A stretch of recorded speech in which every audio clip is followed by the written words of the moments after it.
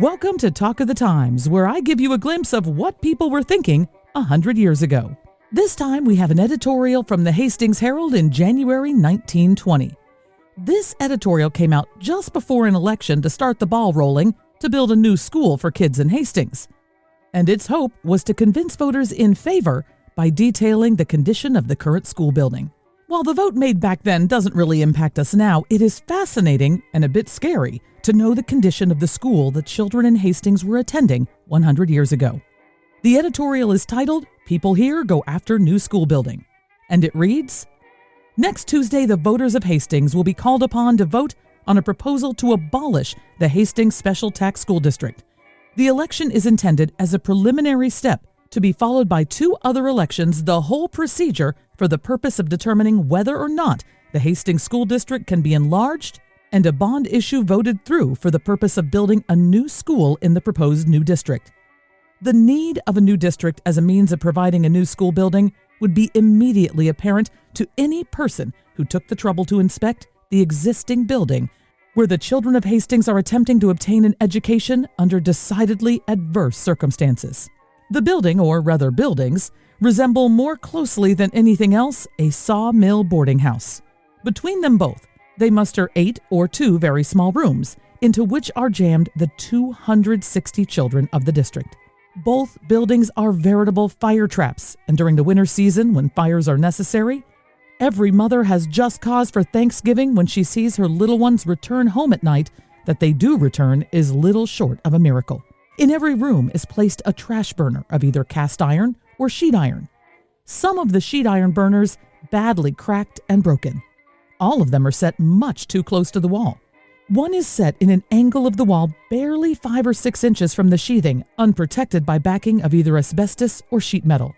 Behind nearly every stove are warped or blistered plates where excessive heat has affected the sheathing or plastering. Behind 2 of them are charred spots where fires have started at some time in the past. Behind some of them, it has frequently been found necessary to use water to keep the woodwork from taking fire. The main building is old and as dry as cinder. The fire escapes which have been provided are insufficient, especially on the 2nd floor. It has been demonstrated time and time again that even in modern schoolhouses, where slow-burning materials have been used, fire and smoke have caused fearful loss of life before the buildings could be cleared. A fire once started would sweep through the building more rapidly than any person who has never seen such a fire can realize. And even with exit facilities far better than provided, it would be virtually impossible to get all the children out alive. The small building where are housed the pupils of the 1st and 2nd grades was formerly a stable. It is a low, single-storied structure with reasonable ventilation because of the placing of windows and peculiar construction of the ceiling. As a fire trap, it would act as efficiently as the larger building. It has 1 door where the pupils would jam because of its location, where 2 streams of children would approach from different directions. The windows through which larger children could escape would be virtually useless for the children housed here. Approximately 60 or 70 are pupils in that building with its 2 rooms and 1 door. A room at the end, not connected by a door with the main building, is used as a room for music instruction. In it is a sheet trash burner set close to a wall from which pitch is oozing beside the stove. The sanitary provisions of the school can best be described somewhat inelegantly as rotten. The toilets are filthy and are of such a nature it is impossible to keep them clean. Odors from them are to be encountered in nearly all parts of the grounds, and even in the main school building itself, 1 sanitary drinking fountain in the main building serves the entire school.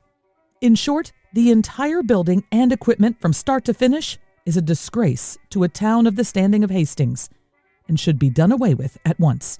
It is up to voters to decide on Tuesday whether or not this first step should be taken to provide for the children of this town with a building where they can learn properly and without being constantly exposed to serious menace from fire.